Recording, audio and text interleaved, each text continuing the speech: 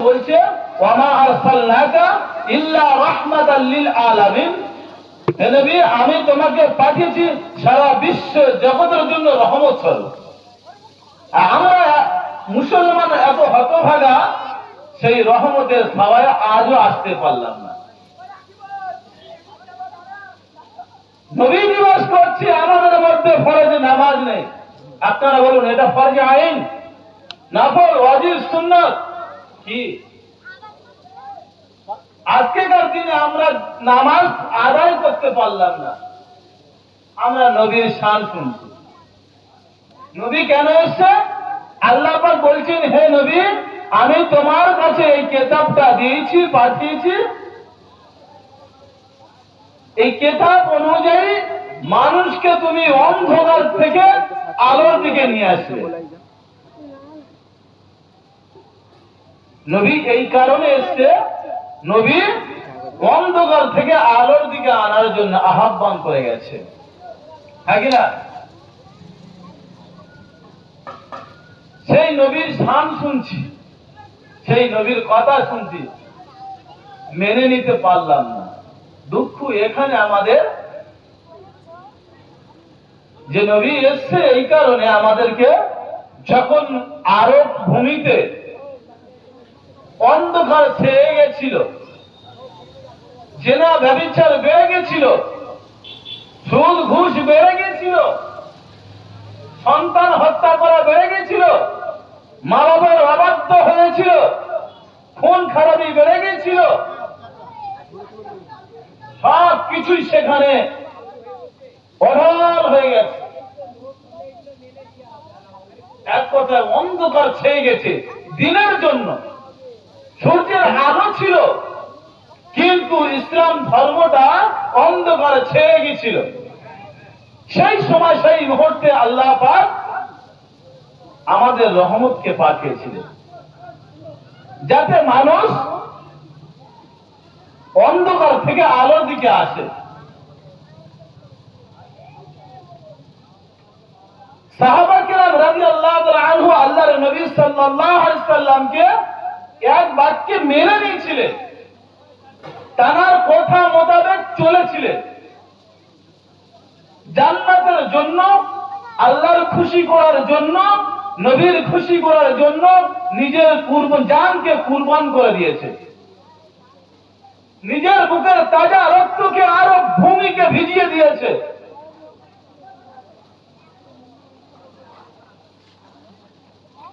আল্লাহ নবী সাল্লাল্লাহু আলাইহি সাল্লাম এই উম্মতের জন্য নিজের রক্ত মোবারক আরো ভূমিকে ভিজিয়ে দিয়েছে।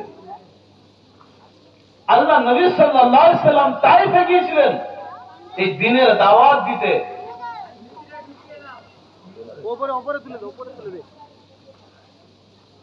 দ্বীনের দাওয়াত পৌঁছাতে গিয়েছিলেন।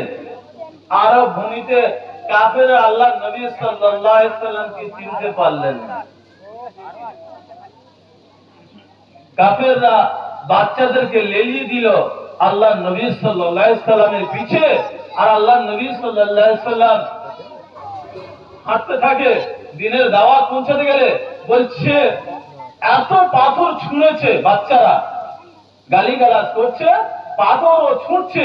বলছে এত আল্লাহর নবীর শরীরে পাথর ছুঁড়েছে, শরীর মোবারক ফেটে গিয়ে ঝরঝর করে রক্ত গড়াতে গড়াতে, রক্ত বইতে বইতে পায়ের জুতো মোবারক আটকে গেছিল।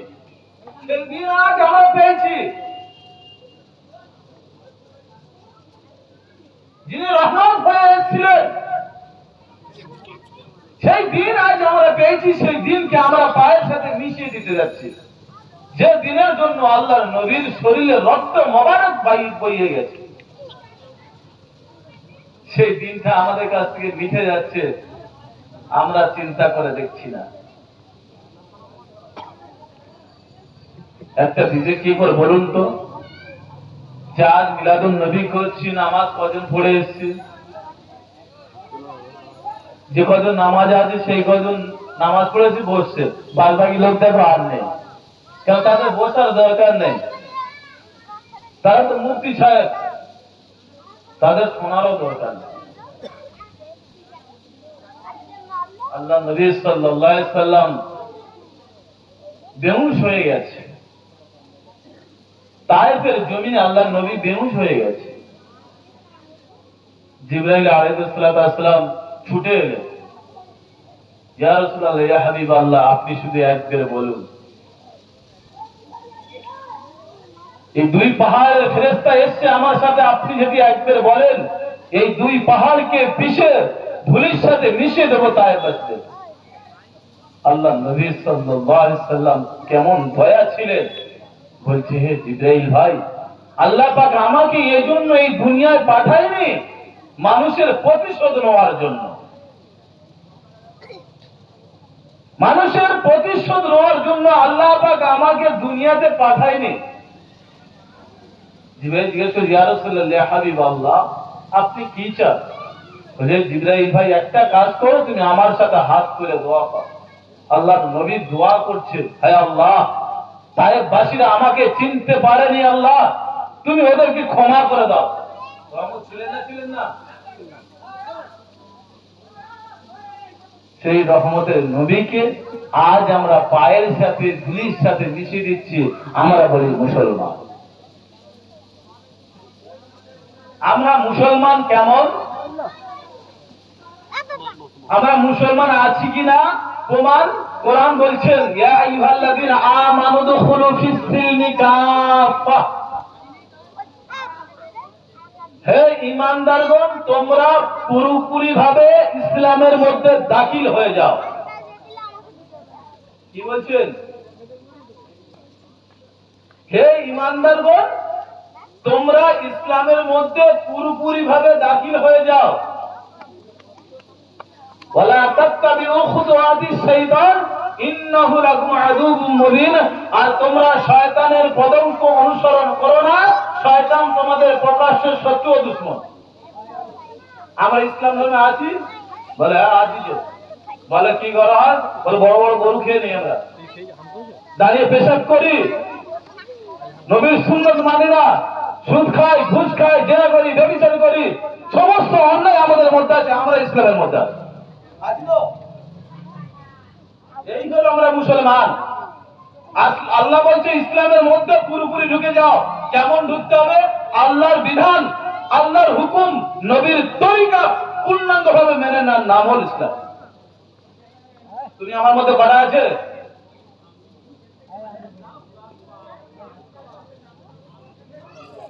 দাদা ইসলাম সমস্ত ভাই একটু খেয়াল করুন, বুঝে দেখুন আমরা কোন ধর্মের মধ্যে আছি। নবীর যে তরিকা, নবীর যে তরিকা, নবীর যে আদর্শ দিয়ে গেছে, উত্তম চরিত্র নবীর মধ্যে ছিল। সেই চরিত্র আমাদের মধ্যে কোথায়? আর দেখো এখানে মজলিসের লোক নেই কেন? এটা দিনী মজমা, তো ওই জন্য এখানে গানের মজমা করো, ওই যুবক ছেলেরা ছুটে আগে হামাগুড়ি দেবে।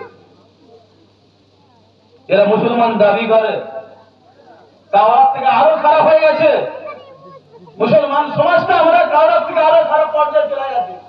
কবে ফির বাবা?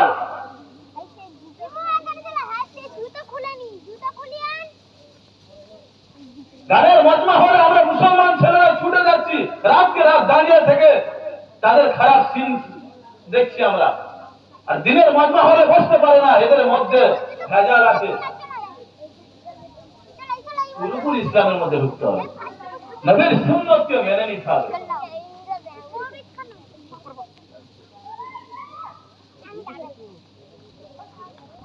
ইয়া আইয়ুহাল্লাযীনা আমানু তাকুল্লাহা হাক্কা তুকাতিহি ওয়া লা তামুতুন্না ইল্লা ওয়া আনতুম মুসলিমুন। আল্লাহ পাক বলেন, হে ঈমানদারগণ, আল্লাহ বান্দাকে যেটা বলেছে, যতবার বলেছে আল্লাহ, ঈমানদার ঈমানদার ঈমানদার বলে সম্বোধন করেছে। কি বলে? ঈমানদার সম্বোধন করেছে। তোমরা আমাকে ভয় করো, ওয়াত্তাকুল্লাহ, তোমরা আমাকে ভয় করো। ভয় করার মতন করো, ভয় ভয় করার মতন আল্লাহকে ভয় করতে হবে।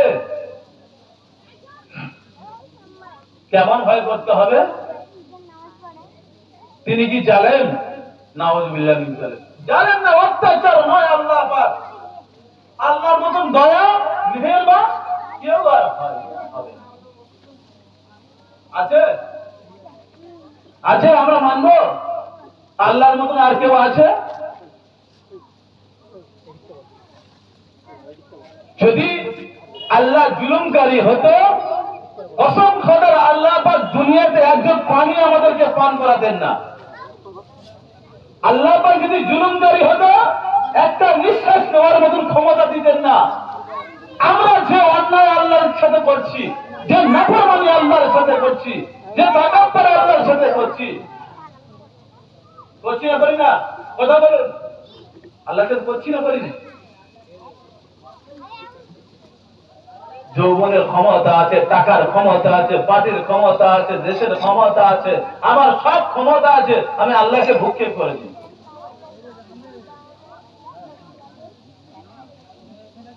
বলছি তোমরা আমাকে ভয় করো, ভয় করার মতন করো।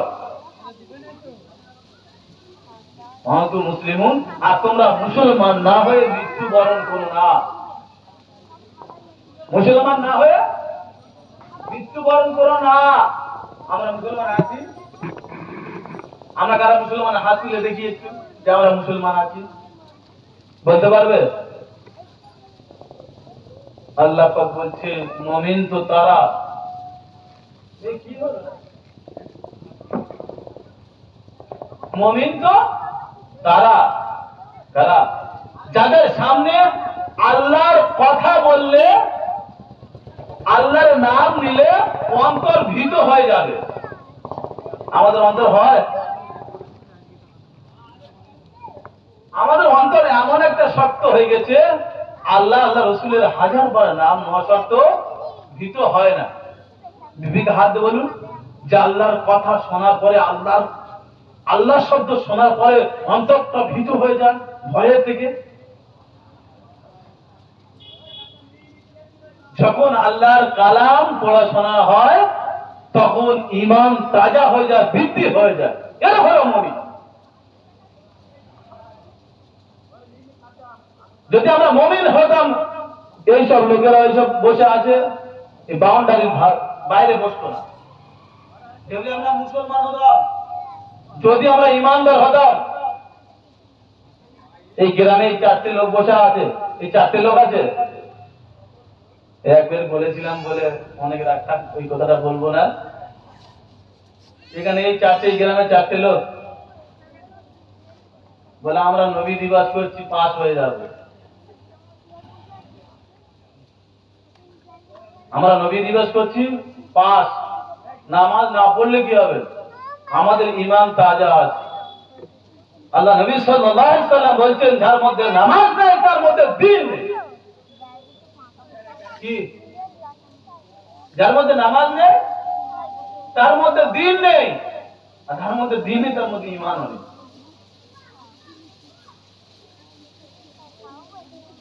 আমরা মুসলমান হলাম না, এখনো মুসলমান হতে পারলাম।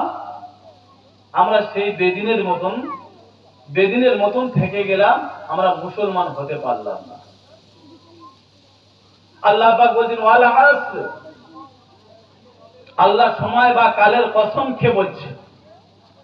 আল্লাহর কসম কি 4টি মামুলি ভেবেছেন আপনি? তবু আপনার বিবেকে খোলে না। মনে শয়তান আপনাকে এমন পুরোপুরি ভাবে দখল করে নিয়েছে যে ভালো কথা, 3টে মাথা আছে, 3টে মাথা। কটা মাথা? 3টে মাথা আছে। একটা মাথা আছে তার কানে কোনো কথা ঢোকে না, কোনো কিছু ভিতরে যায় না। আরেকটা মাথা আছে কানের এপারতে দিলে এপার থেকে বেরিয়ে চলে যায়। আরেকটা মাথা আছে এখানে দিলে ভিতরে নেমে যায়। বলুন এই 3টে মাথার মধ্যে কোন মাথাটা দামি? বলুন কোন মাথা দামি?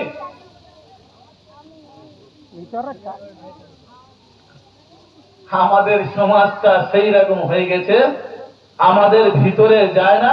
কিছু মানুষ আছে কথা ঢোকে না, কিছু মানুষ আছে এপার থেকে দিলে এপার থেকে ঝাড়া মেরে বের করে দেয়। আর কিছু মানুষ দিলে ভিতরে অন্তরে নিয়ে নেয়। এটা হলো আল্লাহর কথা শোনার পরে যারা মজমায় বসতে পারে না, এরা মুসলমান আছে বলে সন্দেহ আছে। নবী দিবস করছে কি জনকে? নবী আগমন হয়েছে এসছে বলে, এটা ফরজে আইন নয়। মাগরিবে নামাজ পড়তে পারেনি, তুমি নবী দিবস করছো।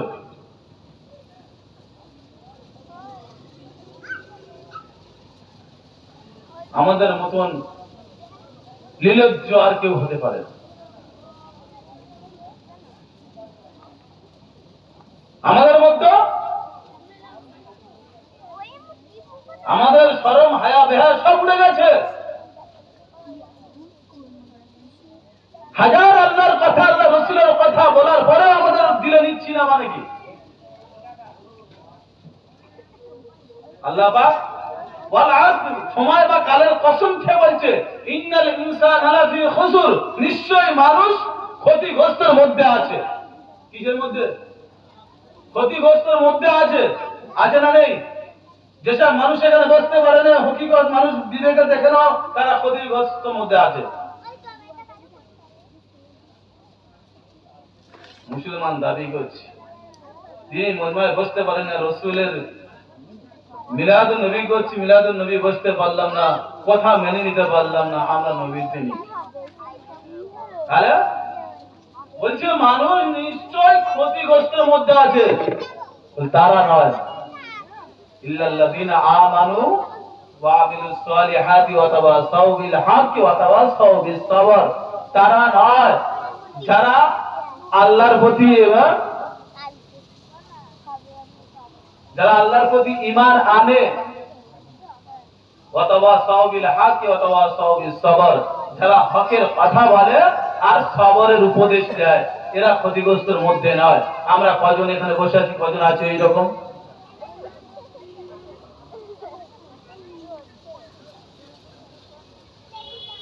মেনে নিতে হবে। রসুলের শুধু বলে নবীর ঘটনা শোনা, নবীর ঘটনা শোনানো ভালো, নবীর জন্ম কেমন হচ্ছে শোনানো ভালো। তুমি যে মুসলমান নয়, তুমি নবীর ঘটনা শুনে কি করবে? আগে তুমি মুসলমান হও, তখন তুমি নবীর ঘটনা শুনবে। তুমি ওয়া পড়তে পারো না, কথা শুনে তোমার লাভটা কি? তুমি মুসলমান হয়েছে পেছনে পানি নিতে পারো না, তোমার নবীর জন্ম শুনে লাভ কি? তুমি মুসলমান হয়েছে, তুমি এখন হারাম ছাড়তে পারো না। তুমি মুসলমান হয়েছে, তুমি সুদ ছাড়তে পারো না। তুমি মুসলমান হয়েছে, তুমি ঘুষ ছাড়তে পারো না। তুমি মুসলমান হয়েছে, তুমি জেনা ছাড়তে পারো না। তুমি মুসলমান হয়েছে, তুমি মিথ্যা কথা বলতে ছাড়তে পারো না। তুমি মুসলমান হয়েছে, ভাইয়ের হক পূরণ করতে পারো না। নবীর কথা শুনবে, নবী বলে বাবা গো আল্লাহ নবী এসছেন, ছুটে গেল, আর আমরা শুনে হাউ হাউ করে কেঁদে ঘরে গিয়ে ফজরের নামাজ কাজা করে ঘুমিয়ে আছি। আমাদের মতো মুনাফিক কেউ হবে? আর মুখে বলবো এক আর অন্তরে এক, আমাদের মতো মুনাফিক পৃথিবী কেউ থাকবে না। যারা মুখে বলে এক আর অন্তরে করে আর এক, এটা হলো পুরোপুরি মুনাফিক। মুনাফিকের যার মধ্যে চারটে আলামত থাকবে সে মুনাফিক, আর যার মধ্যে তিনটে আলামত থাকবে সে পুরোপুরি মুনাফিকের আলামত। যার মধ্যে তিনটে গুণ থাকবে মুনাফিকের আলামত, আর যার মধ্যে চারটে গুণ থাকবে সে পুরোপুরি মুনাফিক। কোথায় কোথায় কসম খাওয়া, বুঝতে পেরেছেন? মিথ্যা কথা বলা, আমাদের মধ্যে মিথ্যা কথা নাই, হর হামেশাই বলছে, হর হামেশাই মানুষ মিথ্যা কথা বলছে। আমি মুসলমান হয়ে গেলাম, এইগুলো আমাদের মধ্যে ছাড়তে পারলাম না, মুসলমান দাবি করছি আমি। ছাড়বে ইনশাআল্লাহ। দুঃখ লাগে, তাকে মিলাদুন নবী হচ্ছে, মজলিসে তো লোক নেই, আর মসজিদেও লোক নেই। কোথায় লোক থাকবে? বক্তা আসবে সেই উলুবেড়িয়া থেকে, বাবা দেবে বাবা দেবে বাবা দেবে, শুনে গিয়ে ফজরের নামাজ কাজা করে লুঙ্গি কোথায় উঠে থাকবে, মাথায় কি আর কাটে চিনতে পারবে না। ও রাত জেগে শুয়ে পড়বে, লুঙ্গি মাথায় থাকবে না আর কাটে থাকবে ও নিজেই জানে না। এটা নবীর আদর্শ নয়, এটা নবীর কথা নয়, এটা নবীর প্রেমিক নয়। নবীর প্রেমিক তখন এই মজমাটা সারতে হবে তখন যখন তুমি তোমার নামাজটা জামাতের সাথে আদায় হবে আর ফজরের নামাজটা জামাতের সাথে আদায় হবে, তখন এই মজমাটা এই রাত জায়গাটা তখন তোমার জন্য সার্থক হবে। এই মজমাটা তখন তোমার জন্য ইবাদতের গণ্য হবে। নামাজ পড়বে ইনশাআল্লাহ, নামাজ পড়ব, বলি মুখে কাজ করি না। আল্লাহ পাক বলছেন আমি তোমাদের একটা ব্যবসার সন্ধান দেব যা যন্ত্রণায় শাস্তি হতে রক্ষা করবে। যন্ত্রণা দায়ক শাস্তি, সে শাস্তির কথা মানুষ কল্পনা করতে পারে না। কি শাস্তি? জাহান্নামের আগুন। এই আগুন যে রান্না করি, ওই আগুনে একটু হাত দেখবে, নিজের বিবেকটা কাজে লাগাও, ওই আগুনটার কাছে যাবে আর আঙ্গুলটা নিয়ে একটু আগুনের উপরে দিয়ে দেখবেন 1 সেকেন্ড 2 সেকেন্ড 3 সেকেন্ড 4 সেকেন্ড ওই আগুনের জ্বালাটা কত। বুঝতে পেরেছেন? তো ইনশাআল্লাহ চেষ্টা করবো, এটা পরীক্ষা করবো। আগুনের উপরে এরকম হাত দিয়ে দেখবেন জ্বালাটা কত। দুনিয়াবি আগুনের যত তেজ নিজের বিবেকে খাটাবে, এর থেকে জাহান্নামের আগুনের 70 গুণ বেশি। এই শরীরে কত ক্রিম, কত মলম, কত কি মাখলাম,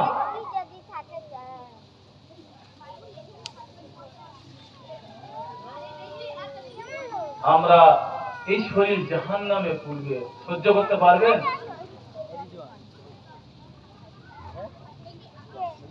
আল্লাহ নবী সাল্লাল্লাহু আলাইহি সাল্লাম বলছেন ততক্ষণ তুমি পূর্ণ ঈমানদার হতে পারবে না। যতক্ষণ পর্যন্ত তুমি পূর্ণ ঈমানদার হতে পারবে না, যতক্ষণ পর্যন্ত না তোমার মনের খায়েশ আমার আনিত দ্বীনের উপর হয়ে যাবে। যে আমরা যা করছি এটা নবীর আনিত দ্বীনের উপর আছে, হ্যাঁ না? কথা কয় না? আমরা যা করছি নবীর আনিত দ্বীনের উপর আছে তো? আনিত দ্বীন হলো 5 ওয়াক্ত নামাজ, নবীর তরিকা, নবীর সুন্নত। ইসলামের 5টা স্তম্ভ আছে। কটা? এই 5টাকে আমাদেরকে মেনে নিতে হবে। মেনে নিতে হবে কেমন? সেই অনুপাতে কাজ করতে হবে। একটা কথা বলি, এই যে মাইকটা চলছে, এই লাইটটা চলছে, এর মধ্যে অনেক পার্ট আছে না নেই? আছে না নেই? অনেক পার্ট আছে তো?